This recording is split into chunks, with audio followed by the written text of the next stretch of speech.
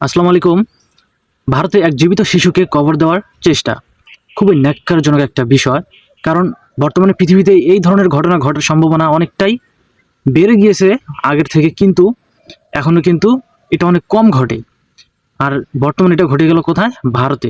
এটা খুবই দুঃখজনক একটা বিষয়, কারণ এই ধরনের ঘটনা আগে ঘটেছিল, সেটা আমরা আইএমএ জাহেলিয়া বলে চিনি সেই যুগটাকে। কিন্তু সেই যুগ কি অবশেষে কি আবারও কি ফিরে আসতেছে? এই যে এই ধরনের ঘটনাগুলো ঘটতেছে, এটার কি একটা বিচার হওয়া দরকার না? অবশ্যই দরকার।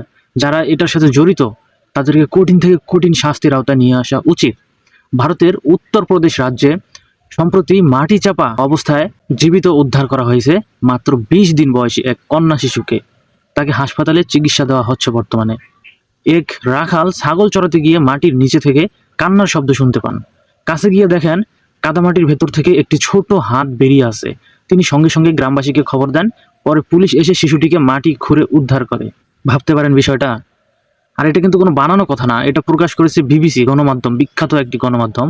সেই বিবিসি পত্রিকায় কিন্তু এই নিউজটা প্রকাশ করা হয়েছে।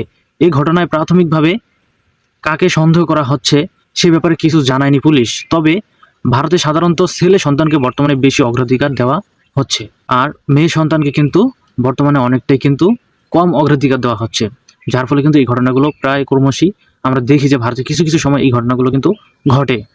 কিন্তু এই ধরনের কার্যক্রমগুলো আসলে কতটুকু ঠিক? এটা কিন্তু মোটেও ঠিক না। এটা আসলে মানবিকতার দিক থেকে একটা মানুষ কিভাবে পারে আমরা জানি না। কিন্তু যারা এই কাজগুলো করে এদেরকে এত কঠিন শাস্তি দেওয়া হোক, যাতে আর কেউ এই কাজটি করার নেক্সট টাইম কোনো সাহস না করে। এই যে এই ধরনের একটা কর্মকাণ্ড ঘটে গেল ভারতের সবচেয়ে জনবহুল রাজ্য উত্তরপ্রদেশের শাহজাহানপুর এলাকায়। ওই ঘটনা ঘটেছে। শিশুটিকে সেখানকার সরকারি মেডিকেল কলেজ হাসপাতালে নবজাতক পরিচর্যা কেন্দ্রে এনআইসিইউ চিকিৎসা দেওয়া হচ্ছে। মেডিকেল কলেজের অধ্যক্ষ রাজেশ কুমার বিবিসিকে বলেন, শিশুটিকে গত সোমবার হাসপাতালে আনা হয়। তার শরীরে সে সময় কাদা মাখানো ছিল। মুখ ও নাকের ভেতরে কাদা ঢুকে যাওয়ার কারণে সে ঠিকমতো শ্বাসও নিতে পারতেছিল না। খুবই কষ্টজনক একটা বিষয় যে এখনো পৃথিবীতে এই ধরনের কার্যক্রমগুলো হচ্ছে।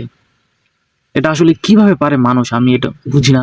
এটার জন্য সত্যি আসলে নিন্দা জ্ঞাপন করার মতো একটা বিষয়, এমনকি তাদের কঠিন শাস্তির আওতায় নিয়ে আসা হোক। এটা যে কেউই কিন্তু এটা কখনোই মেনে নিতে পারবে না। কিন্তু যারা এই ঘটনার সাথে জড়িত তারা কিভাবে পারে ভাই? পৃথিবীতে এখনো মানুষ, এমন কিছু মানুষ রয়েছে। আর এই যে ছেলে এবং শিশু বাচ্চা এবং মেয়ে বাচ্চার ভিতরে যে এক ধরনের ভেদাভেদ, মানুষের ভালোবাসাটা আসলে ছেলে বাচ্চার দিকে বেশি চলে যাচ্ছে। এর জন্য আসলে একটা দেশের একটা আইনি প্রক্রিয়া এবং কি আইনি পদক্ষেপ নেওয়া উচিত, যাতে মেয়ে শিশুগুলো যাতে সমান অগ্রাধিকার পায়। তবে তাকে এখন কি করা উচিত যারা এই কাজটার সাথে জড়িত ছিল? অবশ্যই আপনাদের মতামত কমেন্টে বলে যাবেন। আর প্রতিদিন সকল গুরুত্বপূর্ণ আপডেটগুলো পেতে অবশ্যই আমার এই চ্যানেলটি সাবস্ক্রাইব করে পাশেই থাকবেন।